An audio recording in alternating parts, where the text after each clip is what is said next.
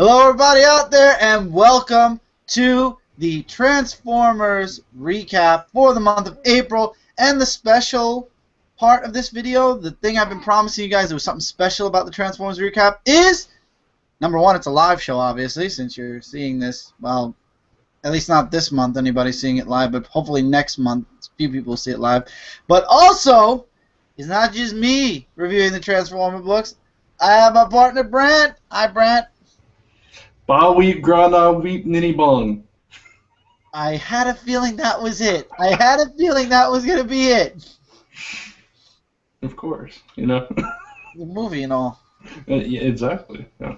It was actually, I don't know if you caught it, but it was at the top of the letters page for Windblade, too.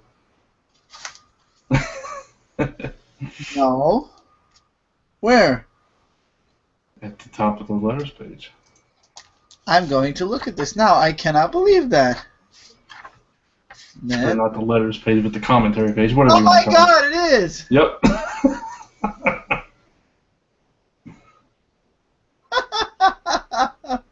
Bob Weep, what now?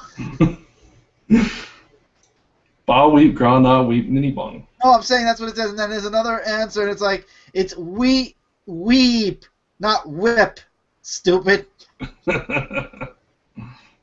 We eat. Okay, that's awesome. I don't look at the letters pages too often. I really should start doing that. Well, anyway, once a month, just like with Xenoscope, just like with Star Wars, and just like with Turtles, myself and Brent will be doing a live show. I will announce the next one, so maybe a few of you will check it out live. Right now, it's called Transformers Monthly Recap Live 01, which is basically episode 1. I'm not going to say episode 1 anymore. I'm just going to put the number 1. After this goes off live and it goes into the videos, I'm taking the word live off, and it's just going to become the Transformers Monthly Recap, episode 1. We're going to be doing this once a month. It's going to be all the books that come out for Transformers, whether it be More Than Meets the Eyes, Robots in Disguise. There's the Windblade miniseries going on right now. There's the G.I. Joe crossover that's coming soon.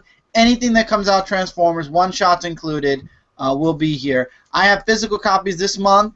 Brant has digital copies this month. We both read all 3 books, and we both have lots of opinions and lots of things. This is the beginning of the dawn of the Autobots. So we're actually starting at the perfect time, right after Dark Cybertron, which, by the way, let's talk about Dark Cybertron for 5 minutes. Personally, I was into More Than Meets the Eyes and Robots in Disguise when it started. I got issue 1. I believe I went all the way up to issue 20 or close to 20, and then I kind of started getting a little... Robots in Disguise kind of bored me with Bumblebee for a while until Starscream started to really build up as a character. More Than Meets the Eyes was a stronger title for me, but after a while I missed an issue, and then after missing one issue, I kind of didn't care about the next one, and it just fell into like nothing, and just I ended up not caring. Then Dark Cybertron was mentioned, and I was like, huh, this sounds interesting, and it was easy to jump back into.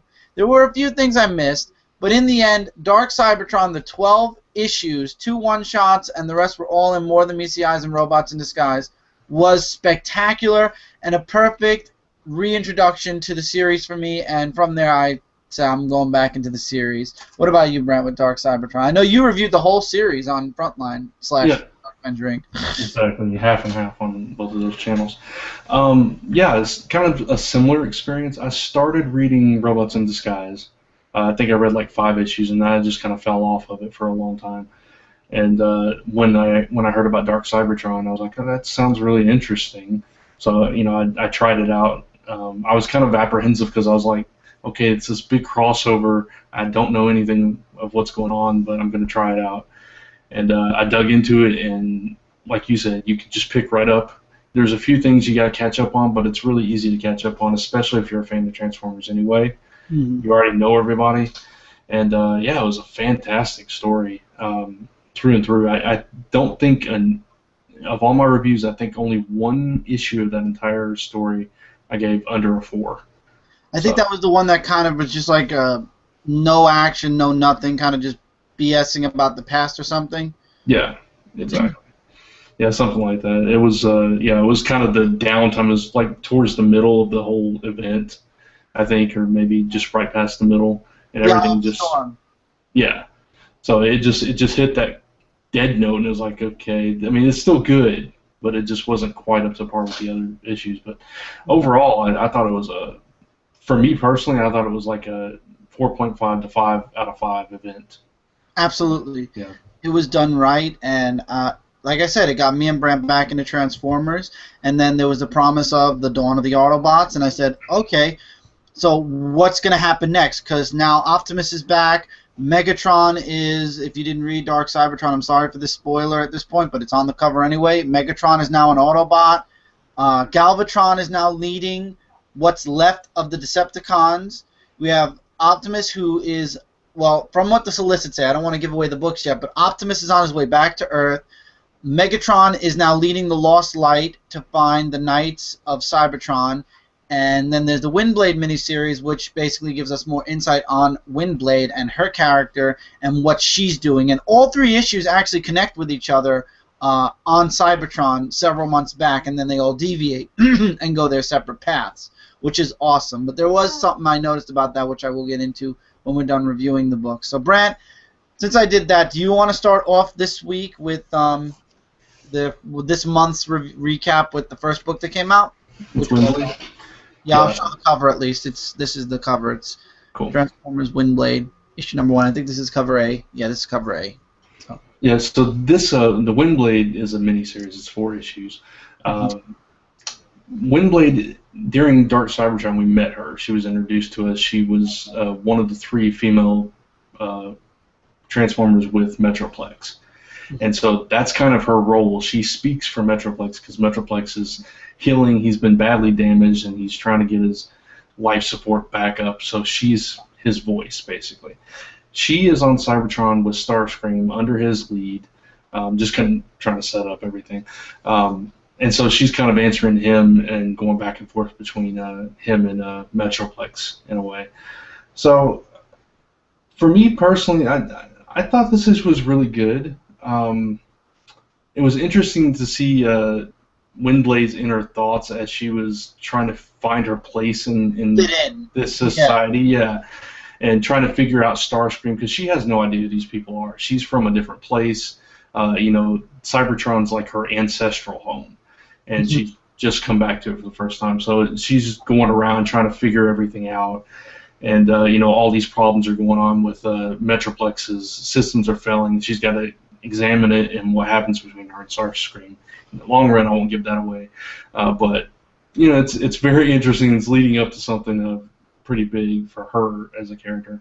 The only complaint I have with it, the art wasn't... It was a little bit manga-ish. That's what I loved about this issue. I loved the artwork. I liked the art, but it was a little bit of a disconnect between that and the other books for me, I guess. I just switched back to me to show some artwork real quick.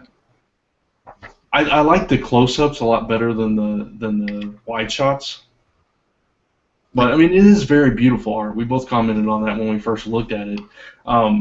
It's a little bit disconnect when you're following the other books because they have a kind of consistent style. This kind of threw me a little bit for a loop. Exactly, stuff like that. Yeah. I mean, it's good art. It's really good. It's just it takes some getting used to. I think is the point. I think it fits Transformers though, so it's not like so far fetched. Like for example, Batman, Superman. Yeah, exactly. Because Transformers get the mecha thing. It does fit. You're right. Mm-hmm.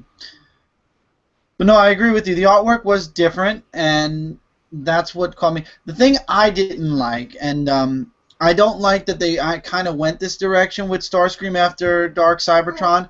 I was kind of hoping that Starscream was going to kind of get kicked off as leader, and they were going to either try to get Optimus to be the leader of Cybertron, or they were going to elect somebody else. I was hoping maybe Hot Rod, because they weren't talking about Hot Rod being the, or Rodimus as they call him, leading the Lost Light anymore. So I was kind of hoping that maybe that was going to be Starscream's kind of exit from the leaders, like stand, and like somebody else would come in.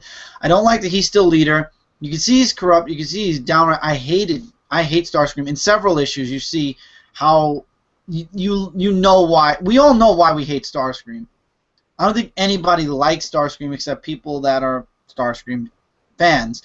But Oh, This Brant. guy. Brant, no. No, Starscream is a character that you love to hate, though.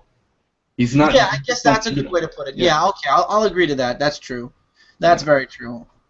But you could see his character. He's still downright. He's dirty. You can see that he thinks that Windblade is causing all these problems with Metroplex to basically screw him over. Whereas she's not doing anything, but he doesn't care, and he actually does something or attempts to do something in this book, and you could see that he's going to be like the main annoyance in this book.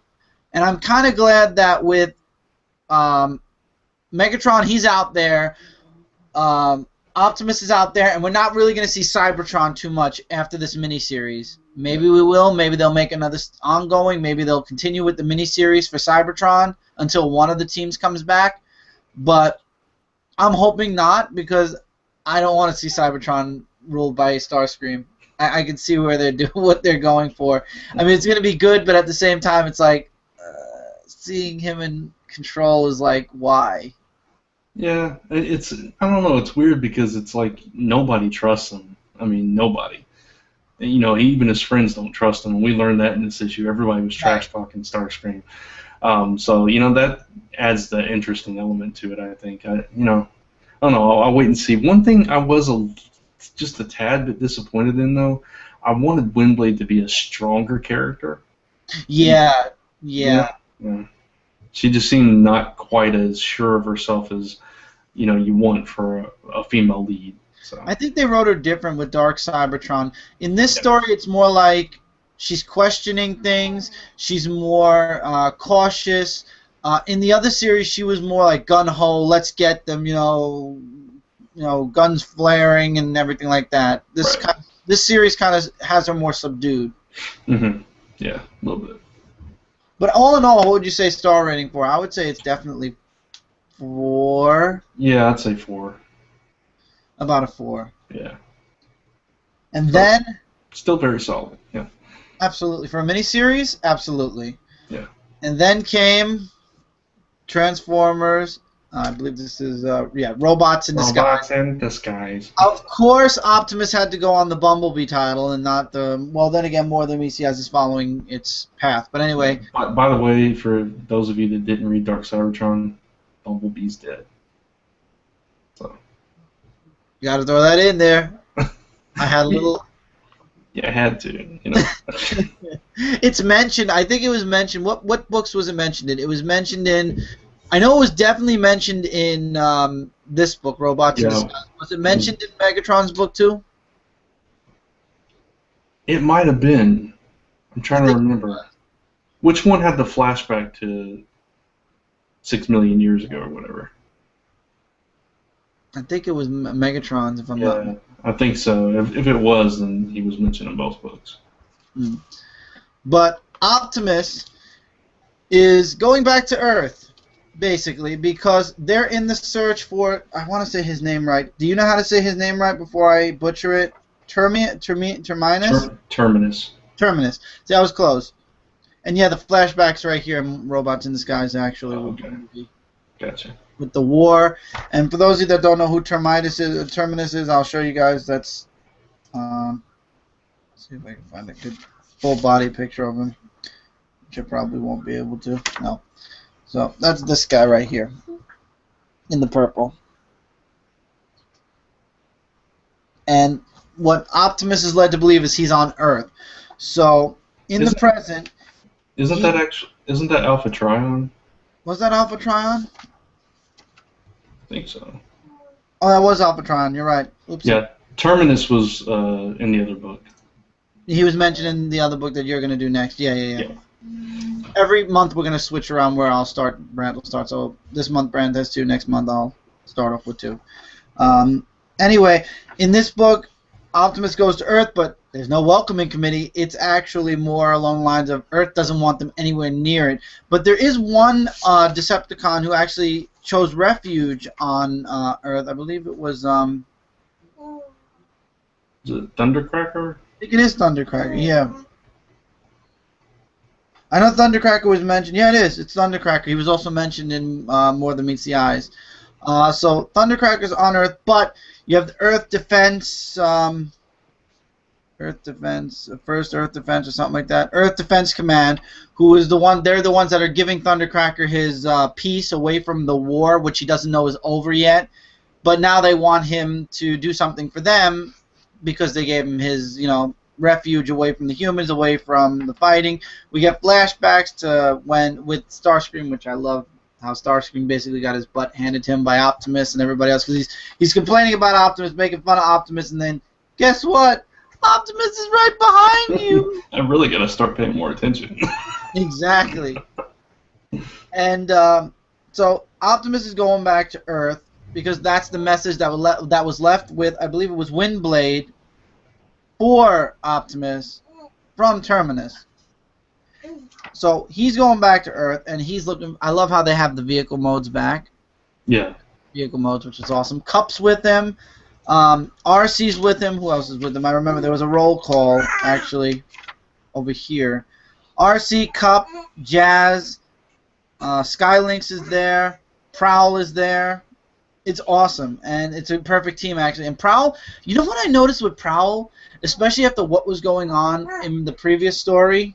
Prowl's kind of being sidetracked by Optimus. Optimus is kind of like, they used to be closer, at least in the flashbacks you can see they were very close. Mm-hmm. Now, because of what Prowl was doing during Robots in Disguise, kind of Optimus is sidetracking him, like leaving him behind, kind of not taking into consideration as much of his feedback or his opinions, and kind of saying, you know what, Prowl, you just stay here, you watch this, and I'm gonna go out with my team. He's like, what about my team? He's like, no, you don't worry about the ship, take care of the ship. I'm gonna take my team and we're gonna go do this. They find Thundercracker, and then enters, of course, Galvatron. And guess what? Because Megatron is now an Autobot and he's a mass murderer and everything, basically, I hate this woman, and for some reason I hope she gets blown up or something. This woman, along with the Earth Defense and Decepticons, basically the Autobots are not welcome on Earth anymore. They're not welcome, they're aliens, and they want them off the planet because they consider the Autobots evil now, and because Galvatron's leading the Decepticons, Galvatron's the good guy. Yeah, it's all topsy-turvy. The Decepticons they got an alliance with Earth. That's crazy. But it was good. It's crazy in a good way. It's nice to see the Autobots back on Earth, and to twist that, to flip it all the way around like that. I think that's a really interesting take on it. I like it. I thought it was crazy when I saw that. I'm like, wow. Yeah, I know. I mean, Did you read before the Divide, like before Robots in Disguise and More Than Meets the Eyes? Because I didn't, and I know something happened on Earth, and that's what sent them back to Cybertron. I did read. I didn't finish the series. I read some of it when Bumblebee was first starting to take charge or whatever. I don't remember. I know the things were uneasy between the military and the Transformers. There was a death. Jazz killed somebody, I know. Yeah, Jazz killed a human. Mm-hmm. And basically all the Cybertronians, Autobots and Decepticons, were no longer welcome on Earth. At least this woman says now Autobots only. Decepticons are basically defending Earth. It was crazy. And I'm like, what the heck? I hope this woman blows up in the next issue. I hate her smug face. I hate her. So if that was what they wanted to do in this issue, thumbs up double. You did it. I hate this woman. Yeah. I don't care if she gets blown up in the next issue. I hated her when I first saw her because she was like making fun of Thundercracker's screenplays. Yeah, that's what I meant from that point. I hated her from that point. But it got worse as, the issue got up to where Optimus was there. It's like the Autobots are the good guys. What do you think? No. Oh, I love the issue. It was just it came together really nicely. I wasn't expecting that much of a closing for this first issue. Mm-hmm. I thought it was going to kind of slowly get into that, but we get Galvatron and then all the Decepticons together and then the Earth Defense Command, and it's just like, wow, they just got back and it's already on. It was crazy. And Optimus didn't want to be on Earth. Remember what he said? He said it in the middle of the issue, I believe. He's like, I don't even want to go back to Earth after what went on. Mm-hmm. Yeah, exactly. They just had to. Need sometimes overthrows want. I think he said something like that. Yeah, something like that. Yeah, definitely. Oh, needs outweigh the wants. The needs outweigh the wants. Yeah. I don't know. I love the direction of it though. It's everything you know about Transformers originally reversed. So Yeah, basically. yeah. Which is crazy because in the movie, I mean, Earth loves the auto. Maybe it'll change, maybe it'll go back at some point, but right now things are pretty dark for Optimus and the Autobots. Yeah. Thundercracker also didn't believe that the war was over and that basically Megatron's an Autobot now. Yeah. Which, makes sense. He's been on Earth the whole time, so. Yeah. But easy for Galvatron to manipulate him, too. Exactly, yeah. Very true. So, and that leads us into the last book, which is Megatron's side, and this is the subscription cover. I didn't want this one. It must have been a mistake, but anyway, it's Transformers More Than Meets the Eyes, issue number 28. Robots in Disguise was also issue 28. They're both on the same numbers, but this is the subscription cover. You got Megatron going, want to make something of it, that he's an Autobot now. Yeah. That's a subscription variant anyway. So, Brent, you're starting off with this book. Yeah. Again, this one does start off in the flashbacks. Basically, Megatron is the leader of the Lost Light here, but we don't get to see him much in that leadership role. When we do, he's like being psych evaluated and stuff like that, and we keep getting flashbacks to his trial leading up to that point because obviously he's a mass murderer and he's led the Decepticons for millions of years, and everybody wants him to pay for his crimes, and we don't know how he got out of that because by the end of the issue we see that he's pleading guilty, and somehow it goes from that to him leading an Autobot team. Well, if you look in the present, there was when two of the Autobots were talking. There was a mention about the trial and Megatron's grand statement. Yeah, exactly. So we don't know what that grand statement is yet, but we know something happened at that trial after that point that kind of solidified him. And all throughout the flashbacks and everything, we see Rodimus absolutely hates Megatron with a passion, wants him to die like 3 different ways, and all this stuff. And Chrome Dome, something happened to Chrome Dome too, and we don't know what happened to him yet. All we got was a videotape that he got. Well, it's his, it's Rewind, his, I don't know if it's his partner, his love, whatever. Rewind died. Yeah. That's what happened. So he's alone, and we don't know how he died. I don't know if that was in Dark Cybertron or not. I don't remember. I don't remember where Rewind died, but I know he did die. Yeah, and he's having a hard time coping with that, apparently. And we do get something funny here. There's I can't remember which ones. I know Swerve was one of them, but 3 Autobots hold auditions. Yeah, and it's fake. for crew members to go on the Lost Light, and they claim that Ultra Magnus gave them the authority to do this, and they're like picking out these things. They're like, oh, well, Rodimus doesn't like names with 3 syllables, so you can't be on it. It's just this crazy stuff, and then it's let out of the bag. You can't do this. This isn't real. So that was a really nice, funny moment, which Transformers books tend to do. They balance that seriousness with the humor really well. And this is no exception. And, we learned that Megatron has kind of kept a diary or a journal of his experiences throughout, and that's when he mentions the Terminus guy, that he had a dedication to him, but he wrote it out, and so, obviously that's going to come into play sometime later, too.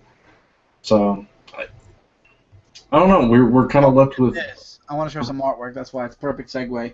Okay. But we do get a flashback to the fight with the World too. That's not a flashback. That was in present? This was present, yeah. The flashback was basically he was talking to oh god. Oh, you're right. It was today. Yeah. He was talking to Rung. Was it Rung? He's a psychologist. Yeah. About why he wanted to talk to him, but after he walked away from Rung, that's where he came face to face with Whirl, and there was that huge fight that happened. Yeah, you're right. And we find something out about Megatron, which I'm not going to spoil. Right. And that's when we get the flashback to the trial and him pleading guilty, and then they come across this floating thing that has an Autobot symbol on it, and we don't know what that is yet. I think it's a coffin. So, And we know, you know what I found interesting, Brent? I hate to interrupt you again. We know Ultra Magnus is on the ship. Right. Most of the Lost Light is on the ship. Mm-hmm. We've yet to see Hot Rod. Where is Hot Rod? Is he even on the Lost Light? I don't know, because he's not with Prime. He's not with Windblade. We have no idea where he's at. Exactly, but we know, but he was in the flashbacks. Yeah, he was in the flashback, so I don't know.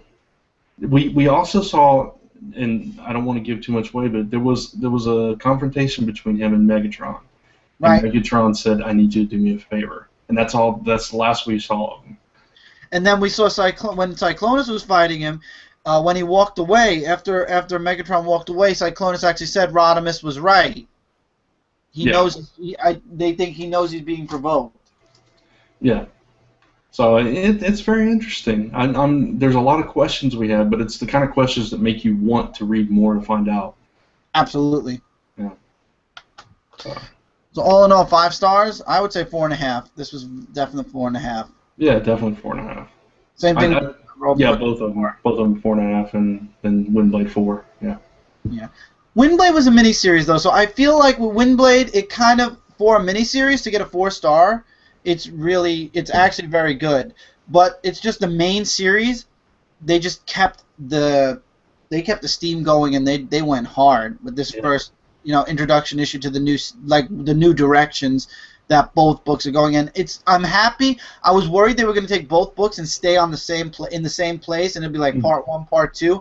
I'm glad that, again, now that the whole big event's over, they separated them again, and they're both 2 different stories. Yeah, completely different stories. So you can either follow Megatron and them in space, or you can follow Prime on Earth, or you can follow both of them, which I highly recommend. I would recommend both, because you never know when Megatron's going to go Decepticon again. Sure. But I mean, IDW is just doing so well with the Transformer license. I mean, so well. You know what I'm wondering though? Why? I understand why Optimus Prime is pushing Prowl, kind of because of what he's done. He's in kind of a judgmental way. But Optimus, I think, also, if you remember in Dark Cybertron, he was kind of pushing Hot Rod aside too, because Hot Rod admitted a lot of things to him that he's done wrong, and he's like, "You have to live with this. I'm not your judge. I'm not your jury, but this is something you'll have to live with." And he kind of pushes him aside too. Yeah. I think Optimus is very disappointed that when he left, he thought that everything was going to be handled by his people. Yeah. And he comes back and Rodimus screwed up, Prowl is really screwed up, Bumblebee screwed up, Starscream's the leader now, and it was just upside down. Yeah. So I'm wondering if he regrets leaving. And also, don't forget that it was mentioned that Rodimus broke his half of the Matrix. And Optimus was super, and it actually was in the issue we were just talking about. You're right. And Optimus was super pissed off. Yeah, because Rodimus's half of the Matrix also contained the map that they needed. So I think that's why Rodimus isn't the leader of the ship anymore. Optimus got pissed off at him. And understandably so. Yeah, I want to show the picture. He actually did. I think he did a facepalm, if I'm not mistaken. Yeah, he did. Yeah, he did. I want to show it. There it is. Yeah. Awesome facepalm. Yeah, it's awesome. So yeah, I agree with you. I think he's highly disappointed, and he's like, because he denounced the whole Prime name, he stepped down, left it in their charge, and comes back, and everything's a mess. And I think it's a combination of being disappointed and also realizing that, hey, I'm the only one that can do this job. All of it's on my shoulders. Yeah, and also I shouldn't have left in the first place. Yeah. Yeah, because maybe this whole thing is my fault. There's a lot of emotions, a lot of underlying emotions, and thoughts and things going on there. Absolutely. I'm just going to pop on and see if we have any comments, because this video I definitely want to answer comments. The only thing is I got 2. Let's see. Oh, we do have 1. Nope, that's not it. How do I get onto the video, though? Maybe if I hit play, and then I click YouTube. I'm sorry, guys. It's not showing me the comments, so I have to do this the old-fashioned way of watching. All of it's on my shoulders. Yeah, and also I shouldn't have left in the first place. Why is it playing twice? Okay, there we go. Nope, no comments at the moment. We do have viewers, though? Yes, one. Hi. Hi, for an unannounced video. Hello. Nice to meet you, sir or madam. So, no comments. Guys, you're welcome to comment.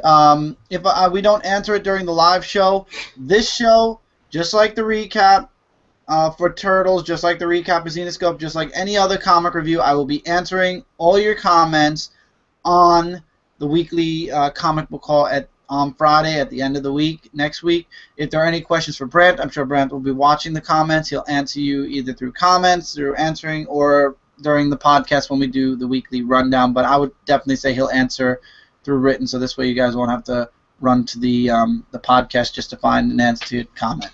So. Yep. So this was the first episode. I'm looking forward to future episodes. I hope you guys liked the special announcement for the Transformers recap. I thought this would be kind of special. Do something outside the norm since there are so many recaps already. And if we ever decide to jump into G.I. Joe, I'm sure Brant will come back for G.I. Joe also, since Brant is a huge fan of G.I. Joe. I mean, how many books are there right now? There's G.I. Joe Season 3, Special Mission, Yeah, Cobra Special Files, Cobra Files. American Hero 4. Yeah, at least 4, yeah. So I don't know. Cobra Files, I think, might be on hiatus or something. I believe you're right. So mainly those 3, yeah. Yeah, so it's Real American Hero, G.I. Joe regular, and the Special Mission. Yeah. So we'll see. Plus, something. Transformers versus G.I. Joe is starting up soon. So I'll put that with. I don't think that we're going to be doing G.I. Joe yet, so I'll probably end up doing that with Transformers. G.I. Joe might be maybe a summer thing when it's a good jumping on point for all 3 books, not just one, because I don't want one to be in the middle and then another one's in the end. You know, it's hard to do. See, right now with Transformers, all 3 books are on the exact same page. yeah. With Scope, we've been reviewing it, so it's easier to do a recap since we've been keeping up with the books. I've never reviewed a G.I. Joe book. So it's hard to do a recap of it, or Right. just start it out of nowhere and be like, hey, look, the Joes are already in the middle of this. Exactly, yeah. I think the only G.I. Joe book I've ever reviewed is 200. There you go. It's hard. I think for G.I. Joe it's harder to review because that's more of a reading kind of pleasure thing, like Garfield and what other books, like Magic the Gathering. Those are books that you read, but they're not really something you could review. I mean, you recommend it. I mean, I could tell you right now, I would recommend any G.I. Joe book I've read because it's just, if you're a G.I. Joe fan, you're going to like it. If you're not, you won't. With Transformers, there's more of you can have a discussion with it. You could have, it's about a story arc. With G.I. Joe, it's more of a mission. They go on a mission and that's that. It depends. For me, I don't. If we decide to do it though, like I said, it'll be more towards the summer. Maybe they'll be easier to jump onto, or it'll only be like one issue into a story arc where we can cover both issues. We'll see. Yeah. But for right now, I do get what you're saying. I mean, it's also a little daunting because a Real American Hero has been over 200 issues, so.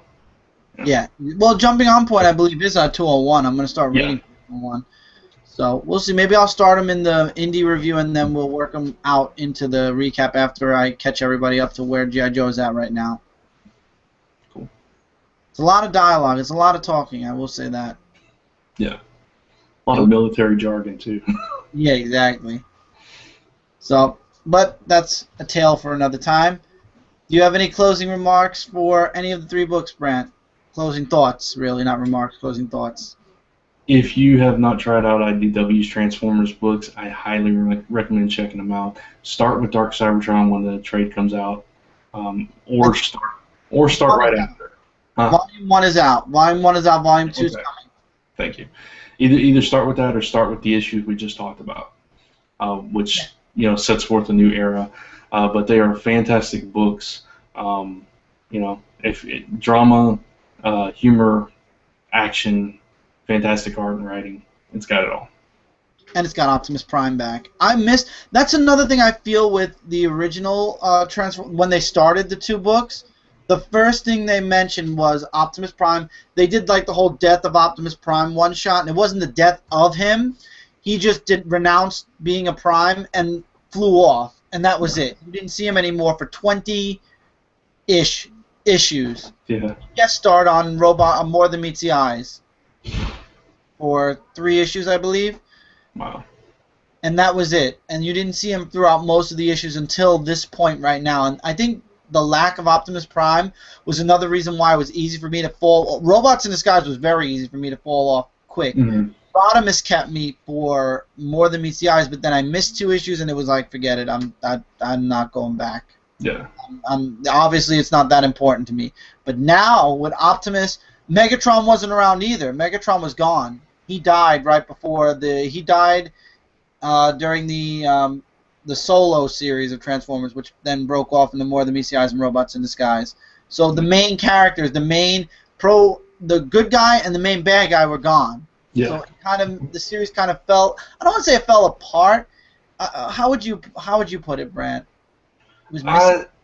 Yeah, it was missing that element for longtime fans. It was different. It was I don't know. Their personalities are so strong, and Transformers is so grounded and anchored in them, in those 2 characters, that without them, it's kind of like having G.I. Joe without Snake Eyes, having He-Man without He-Man.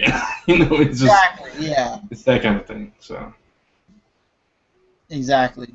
So now that they're back, the series feels strong again. And it's ready to move forward in like this new path. But first of all, a lot of people are complaining about Megatron being an Autobot. Actually, this is a good discussion right before we end the show. How do you feel about Megatron now? I mean, usually either Megatron would die, Megatron would become Galvatron, or he would disappear for a while. But he never, ever became an Autobot. He never said he was wrong. He never finally joined Optimus's side, like for real. Maybe faking it, but never for real. What do you think of this new direction for Megatron, especially? This is the biggest change in the series. Yeah, it only took him 6 million years. I mean, that's all. I think if with Galvatron and Megatron being different people, I think it makes it a little bit more okay than it would have been otherwise, because we still have that big baddie leading the Decepticons. For me, think that's why they brought him back. Yeah, maybe so.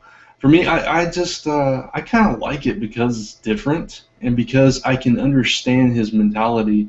With what happened to Dark Cybertron, Shockwave became the major threat, and Megatron had to come to terms with the fact that his vision of changing Cybertron for the better went a different route. Like I compare it to when Magneto joined the X-Men.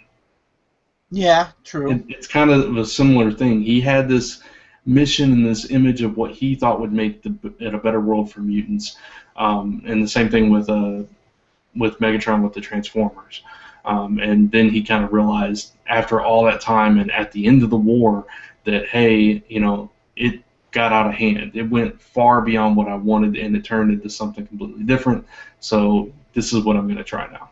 So I understand it, I accept it, and I think it's going to be interesting to see what happens from here. Same with me. I think that it's a new path. It's something that they've never tried before, something no writer's ever written in before, something no company was ever willing to do before. And with Galvatron out there now, too, which I thought was, for Dark Cybertron, I was worried. I'm like, why is Megatron back, but Galvatron's back, too? Aren't they the same person? That was my first worry and complaint. It's like, they're the same person. Why are they two separate people now? But now, it makes sense. Galvatron is the antagonist and the leader, obviously, now to all the Decepticons that are willing to follow him. And Megatron's working with the Autobots, and his Decepticons, the ones that choose to follow him, follow him. Some even stayed with Starscream on Cybertron. Mm-hmm. Rat Trap. Yeah, and some of them switch sides with Megatron. So. Right. So, all in all, it's whatever, I think it fits because of, like you said, Brant, Galvatron being there. But again, it's a very slippery slope. If you do one thing wrong, it ruins the whole fact that Megatron's an Autobot.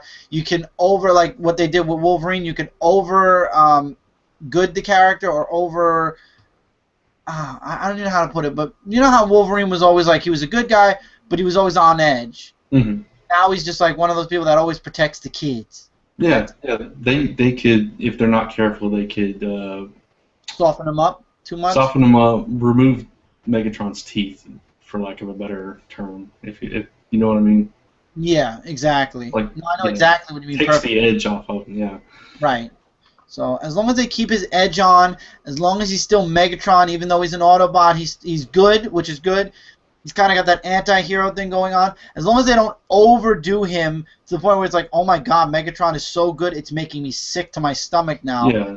The second he's sitting around joking around drinking with the Autobots, that's where you gotta start worrying, I think. Well, I think you saw it in More Than Meets the Eyes also. He's still got that that presence and that command. He leads his people, or he leads his crew, but he's still Megatron. He's not like a carbon copy of Optimus Prime. He's Megatron, but he's working for. But basically now the Autobots follow his command, and so do his Decepticons. We even saw it in the flashback right before his trial when Optimus wanted to use Chrome Dome to go into his head. Record his thoughts. Yeah, go in his head. And he said, "You mess with my head, I will fight you to the death, and you'll kill me in my cell." Exactly. That's what we need. He needs to be that character. Exactly. He's like, I'll be good, but on my terms. So that leaves an opening for, like, if one day his terms are kind of challenged, he can go right back to being a Decepticon. Yeah. Or if his ideals are challenged, if he thinks that they're going a route that is not good for all the Transformer kind again, then that can open the door for him to take that role again too. Exactly. All right, guys. So for the 5th time now ending the show, I think that's about all. That covers everything for this time at least. Feel free to leave comments below. I know most of you are probably going to watch this off live. Like I said, Brant will be answering through written. I will be answering your guys' comments on the weekly comic book haul at the end of this week. Hope you guys enjoyed this along with all the other recaps we're doing right now. There is room for more. Like I said, G.I. Joe is a potential 5th, I believe, one. Because we got Turtles, we got Transformers, we got Xenoscope, and we got Star Wars. So we have a potential 5th. But we'll see how it goes with these 4 first for a while. Morning stream did go up today. Like I said, me and Brant are planning for the I've Got to Do This video on Friday. That's the tentative plan. And because Cindy just looked over and went, what? She doesn't know either, so I'll explain to her off air. But yeah, that's all we got, so feel free to leave comments, likes, dislikes, agree, disagree, your opinions. If you decided to go out and check these books out after watching this recap, which we hope you do if you haven't been reading these books, come back and let us know what you guys think. Also, I will try to announce when the next live show is, but figure whenever the last Transformer book comes out, there's only 3, whenever the 3rd one comes out, usually that weekend is the weekend me and Brant will do it. I'll try to announce like an hour or 2 before we go live. This way you guys will know ahead of time a little bit. Also, one thing that we forgot to mention is the order, how it came out. Yeah. You want to say it? Go ahead, you say it. Yeah, okay. We reviewed them in the order that they actually came out. Windblade was on the 16th. What was it? Robots in Disguise on the 23rd, and More Than Meets the Eye on the 30th. The way they read, though, for us, the way we saw it anyway, and logically, chronologically, it seemed that way, it looked like they were completely reverse of the way that they were supposed to come out. Yeah. The Megatron book should have come out first, then Optimus, and then Windblade. But they came out the exact opposite. It was weird. I don't know. That or Windblade should have come out with whichever the second book was. Because Windblade kind of had her own direction, but at the same time, they should have been all 3 different weeks. Windblade should have been with one of the 2 books. Yeah. But at the same time, you can read all 3, separately or together, and you're not lost. It's not like It just, if you followed from Dark Cybertron chronologically, it seems like that's the way it should have gone. It's reverse of the way it came out. Yeah. To us, anyway. But each has its own personal story. You don't have to read one to understand the other. There are connections, but the connections are special for each book. So each book has a different part of the connection, so you don't have to worry about it. If you didn't get Robots in Disguise, you'll still understand what's going on in More Than Meets the Eyes. If you didn't get either of those 2 and you got Windblade, you'll understand what's going on in Windblade. The flashbacks don't connect. They're in the same point of time, but they don't connect where it's like you have to read all 3 to understand the entire flashback. Right, exactly. Their own choice. So, Until next month, everybody, take care, keep reading, keep collecting, and we will see you guys really soon in the next review. Don't forget to also check out Comic Related, Comic Frontline, and Zone4Podcast.com. We are your #1 source for comic-related news, reviews, and a whole bunch more. Have a good night, everybody. And by the way, after this video should be the Star Wars recap, which I'm going to be recording probably right after dinner tonight. And then after that, remember, Monday morning is going to be the Indie review. Tuesday morning will be the Big 2 review because we have to wait for that other package, which will come tomorrow with the rest of our books. There's about 2 other books.